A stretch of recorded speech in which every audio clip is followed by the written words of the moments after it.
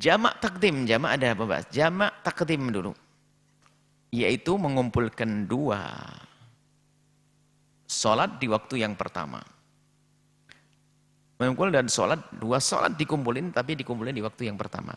Zuhur dengan asar seperti yang sudah disebutkan, sholat-sholat yang bisa dijamak mana? Zuhur bisa dijamak dengan asar, cuman di waktu zuhur, di waktu yang pertama. Namanya jamak takdim, jamak tapi didahulukan, yang belakang dikedepankan. Zuhur dengan asar sholatnya di waktu zuhur, maghrib dengan isya sholatnya di waktu maghrib. Syarat melaksanakan jamak takdim ini, ada aturannya jamak takdim. Bagaimana agar kita ini menghafal ilmu ini? Hei hamba Allah, amalkan ilmu. Amalkan ilmu biar kita itu mantap. Niat mengamalkan ilmu biar ingat juga dapat pahala. Kalau jamak, kalau sholat jamak itu memang nggak ada kelebihan, bukan sebuah kesunahan dan sebagainya. Hanya mubah, boleh-boleh saja.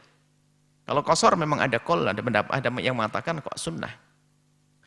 Cuman permasalahan sebagian orang itu menganggap ya karena kurang ilmu. Sudah perjalanan jauh dari Jawa Timur misalnya ke Jawa Barat. Itu kalau sudah mampir ke masjid pun nggak mau menjamak, nggak mau qasar. Alasannya Pak, sekarang gampang aja kok. Banyak pom bensin, banyak masjid, kenapa menjamak dan mengqasar? Difahamkan juga nggak paham. Nah ini berkali-kali kita menemukan orang semacam itu. Difahamkan nggak paham. Sudah kita fahamkan dengan cara baru. Ngamalkan ilmu, gitu saja sudah. Keutamaan-keutamaan juga nggak nyambung kok. Karena mereka kan dengan ketidakmengertiannya dipikir 4 rakaat tentu lebih bagus dari 2. Itu kan aturan akal kita. Sementara yang menyuruh kita adalah Allah dan Rasulnya. Dan jamak. Allah yuhibbu an tu'ta rukhsah kama yuhibbu an tu'ta azaimu. Allah senang kalau rukhsahnya diambil. Agar kita mudah bersyukur. Nah ini. Jadi tolong diamalkan deh selagi bepergian kalau bisa jamak-jamak qasar. Ngamalkan ilmu. Nah ini. Tertib, jamak takdim harus tertib, yaitu mendahulukan yang dahulu. Misalnya jamak takdim antara zuhur dan asar, di waktu zuhur, maka dalam hal ini sholat zuhur harus didahulukan. Sholat zuhur harus didahulukan. Apakah mungkin didahulukan sholat asar? Bisa jadi. Salah, sengaja sih enggak amat. Contoh. Karena dia itu rombongan, dia paling lelet ke hammamnya, ke toiletnya lelet, lambat. Sehingga rombongannya sudah melakukan sholat duhur duluan. Ya, maka sholat tuh, dia baru datang sudah assalamualaikum. Lalu dia sholat asar, jamak takdim loh ya. Dia ngikuti sholat asar. Ikuti sholat asar duluan, habis itu duhur, nggak sah. Nggak sah. Dan ini kejadian yang demikian ini, kejadian. Bahkan kalau yang demikian ini bisa saja orang yang ngerti ilmu tapi lupa. Karena jalan pergi. Baik. Jadi harus sholat yang pertama. Yang pertama didahulukan. Yang kedua niat menjamak saat melaksanakan sholat yang pertama. Terbentang waktunya dari awal takbiratul ihram hingga salam. Jadi meniat menjamak, maksudnya niat menarik sholat yang kedua ke sholat yang pertama. Misalnya kita lagi di sholat duhur. Allahu Akbar kita sholat duhur. Nah, sepanjang sholat duhur ini kita boleh niat, boleh dibarengkan waktu terlintas Allahu Akbar, atau yang penting selagi kita di dalam sholat antara takbiratul ihram sholat duhur sampai assalamualaikum terbentang ini kita cukup melintaskan kok niat itu, melintaskan di hati, salah lapor gini, ya Allah sholat asarnya nanti saya laksanakan setelah ini, gitu tok, menjamak, melintaskan tok, sah, biarpun kita dalam keadaan Allahu Akbar, ingat itu. Syaratnya itu harus dihadirkan niat menariknya itu di waktu kita sholat. Makanya disebutkan niat menjamaknya saat melaksanakan sholat yang pertama. Terbentang waktunya dari awal takbiratul ihram hingga salam. Cuman sebagian lebih gampang takut salah dalam sholat karena khusyuk banget sholatnya bisa saja nggak niat nanti tambahan sampai assalamualaikum. Maka paling enak dari awal sudah diingatkan. Maka muqaddimah niatnya aku niat sholat duhur dengan asar jamak takdim. Baru niat sesungguhnya Allahu Akbar. Tapi yang diucapkan tadi sudah diingat.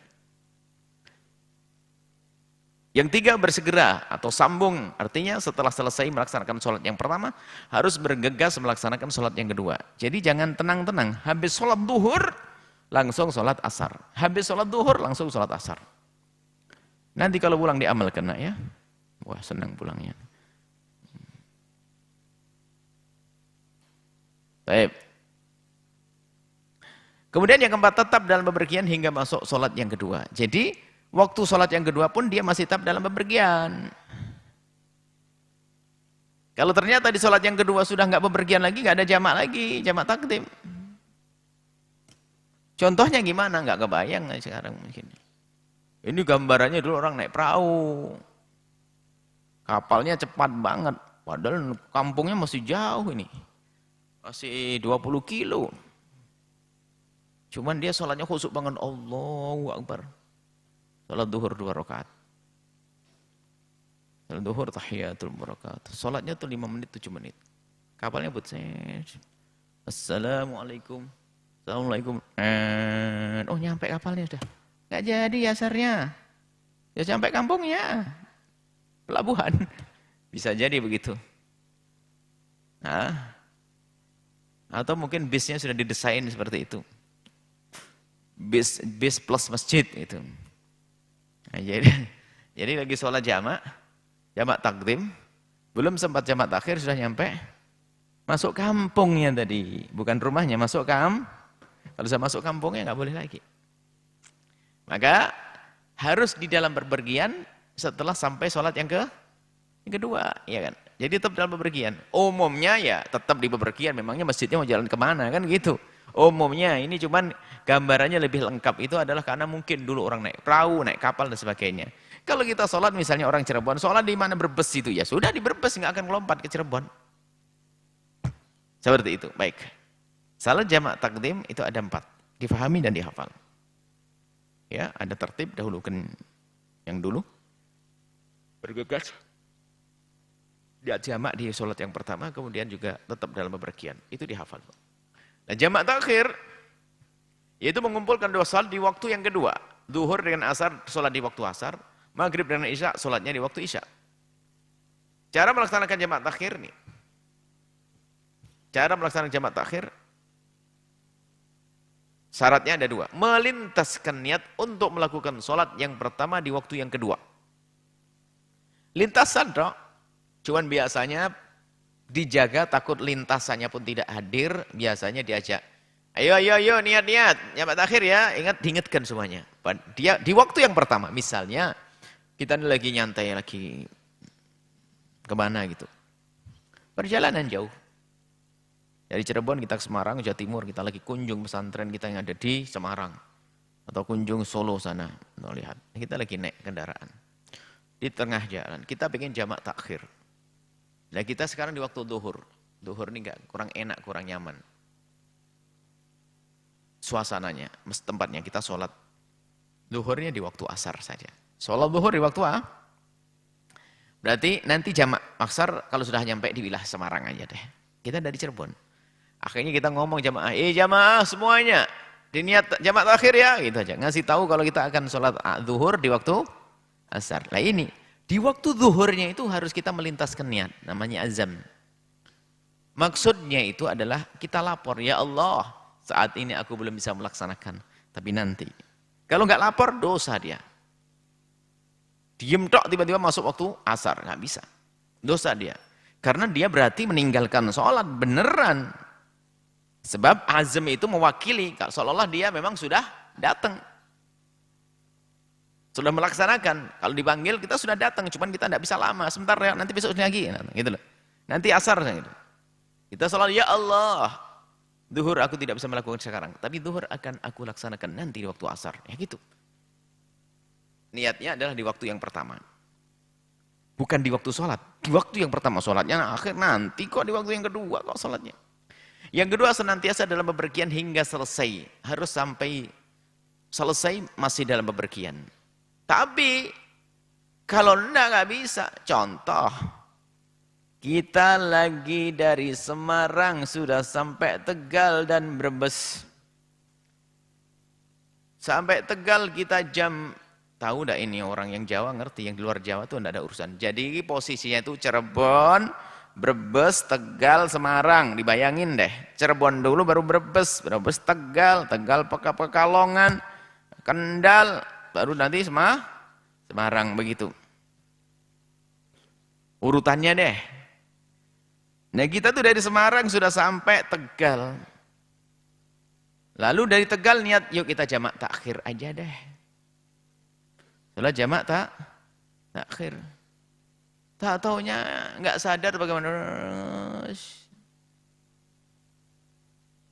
Berarti sholat duhur belum dong di Tegal. Sholat duhurnya nanti diakhirkan. Pengennya di Brebes deh nanti sholatnya. Pengennya Brebes sholatnya. Karena diperkirakan di Brebes sudah masuk waktu asar. Tak taunya, enggak komunikasi sama sopirnya. Tol. Sudah Ciperna, masuk Cirebon. Ya, ini gimana nih kita belum sholat duhur. Dan juga belum sholat asar. Gimana ini kisahnya? Berarti sudah tidak di dalam bepergian. Enggak ada jamak lagi saat itu. Enggak ada jamak lagi saat itu, sudah nyampe Cirebon, nyampe rumah. Karena apa? Kenapa tidak ada jamak?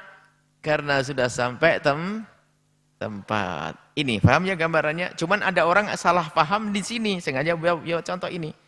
Orang salah paham di sini dipikir kalau begini ini dosa. Aduh, kita tidak sholat duhur, dosa ini. Oh enggak. Kalau memang kita waktu meninggalkan zuhur tadi di bepergian yaitu di Tegal, kemudian ternyata perjalanannya lancar, lalu kita sholat di Cirebon zuhur sama asarnya, memang tidak ada jamak.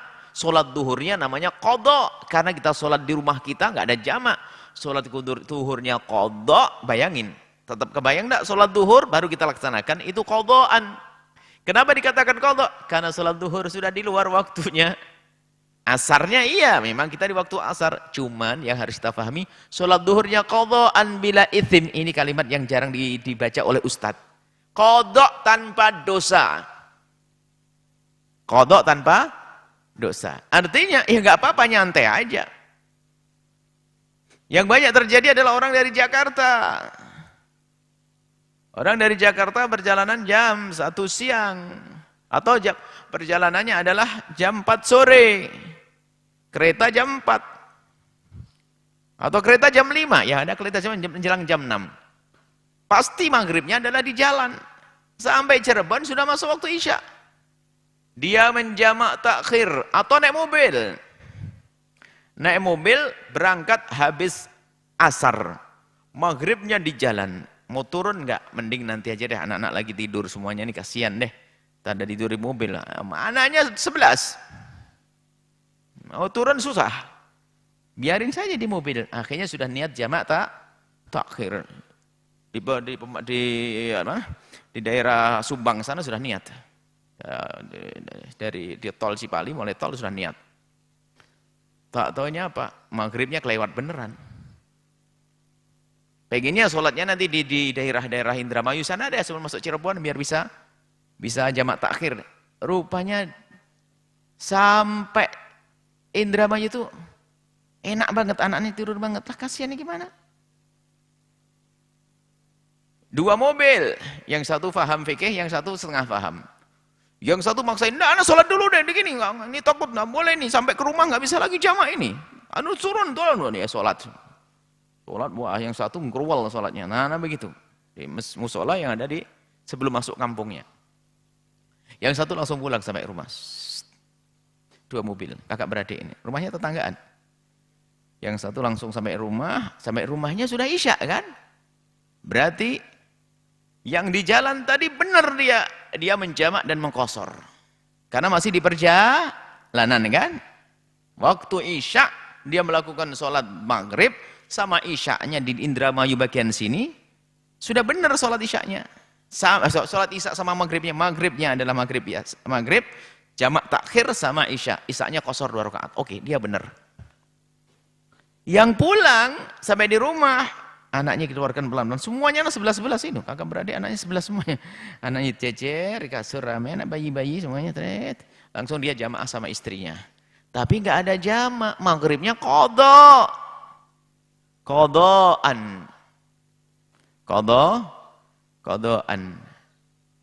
Cuman bila ithim, tidak dosa. Kenapa? Karena waktu dia meninggalkan sholat maghrib, dia di dalam perjalanan.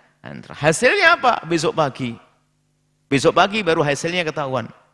Aduh, yang berhenti. Tas anak ketinggalan di masjid, buru-buru.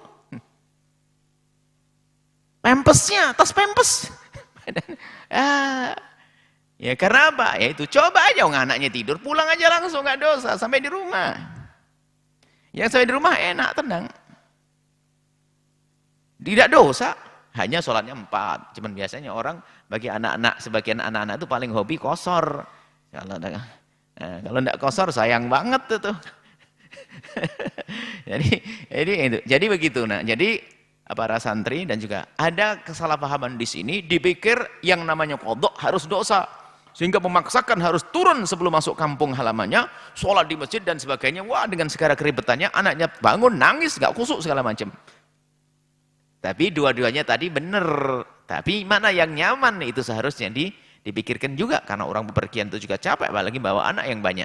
Maka ini kita jelaskan, senantiasa dalam bepergian sehingga selesai dua sholat. Duhur dan asar masih bepergian, baru disebut jamak takhir. Catatan, dalam jamak takhir tidak diharuskan tertib. Ingat, jamak takhir tidak harus tertib.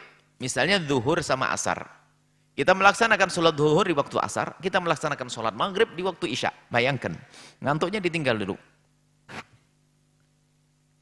Nah, nggak harus tertib. Berbeda kalau jamak takdim. Kalau jamak takdim zuhur dulu baru asar, maghrib dulu baru isya. Tapi kalau jamak takhir tidak. Tidak diharuskan tertib atau berurutan, akan tetapi dianjurkan untuk tertib. Jadi tertibnya ini dianjurkan, misalnya jamak takhir, kita sholat duhur dengan asar di waktu asar, maka sunnahnya adalah tertib zuhur didahulukan, baru asar. Kalau kita sholat maghrib sama isya di waktu isya, namanya jamak takhir, sunnahnya maghrib didahulukan. Ini ada kesalahpahaman, bukan katanya kita ngelihat sendiri, karena waktu itu ada satu ustadz ngangkat suara juga, bareng-bareng jamak takhir. Karena jamak takhir ya kita ingin mengamalkan sunnah, yang zuhur didahulukan. Waktu itu isya, maghrib didahulukan. Dia bentak, dahulukan isya dulu. Wah, suaranya lantang lagi. Karena suaranya, badannya gede dia, suaranya lantang. Maghrib isya dulu, sahibatul waktu, yang punya waktu. Aduh, bentak salah lagi. Sudah mentak salah. Memang ada pembahasan tentang sahibatul waqti di dalam kitab Fathul Mu'in, seperti Fathul Mu'in. Itu kalau memang bukan itu kisahnya. Kisahnya adalah jika ada orang mau menjamak atau orang punya qadha, punya utang, tertib nggak perlu kalau memang waktu untuk sholat itu hanya cukup untuk satu sholat. Jamak takhir itu kan maghrib sama isya di waktu duhur sama asar di waktu asar. Cuman waktu asar dia ketiduran, sampai ke tempat sholat itu tinggal waktu untuk sholat satu tok. Anggap saja 4 menit lagi maghrib. Gimana ini? Sholat apa nih? Kan bingung.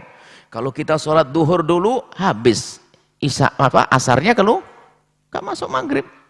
Kalau kita sholat asar dulu, duhurnya di mana? Maka dalam keadaan semacam ini, yang punya waktu baru didahulukan karena waktunya mepet. Sholat asar dulu, baru setelah itu maghrib. Atau dalam keadaan kita ingin mengqadha.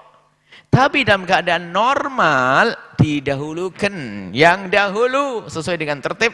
Karena kalau mendahulukan yang dahulu itu menurut madhab Imam Abu Hanifah wajib tertib itu. Qadha juga harus tertib, nggak sah. Khurud min khilaf, keluar dari khilafnya para imam. Jadi kalau jamak takhir itu bebas mana yang didahulukan, cuman yang lebih utama didahulukan yang dahulu. Jangan salah paham istilah masalah sahibatul waqti. Jangan salah paham sahibatul waqti, hei santri. Nah, ini kalau santri ngantuk ya tetap saja salah. Makanya kalau belajar jangan ngantuk.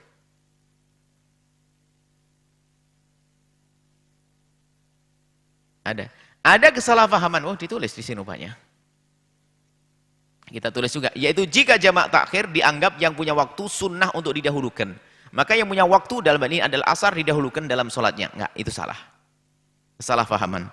Ya sah, karena memang bebas. Cuman yang utama mana? Didahulukan yang dahulu. Kemudian catatan ketiga, sunnah mendahulukan yang awal sesuai dengan tertibnya sholat. Sebab menurut Imam Abu Hanifah, tertib itu hukumnya wajib. Jadi didahulukan yang dahulu, itu sunnah. Taib. Jika mendahulukan sholat asar tetap sah, akan tapi tidak mendapatkan kesunahan tertib. Selesai. Setelah Anda menyaksikan video ini, jangan lupa berselawat kepada baginda Nabi Muhammad sallallahu alaihi wa alihi wa sahbihi wasallam.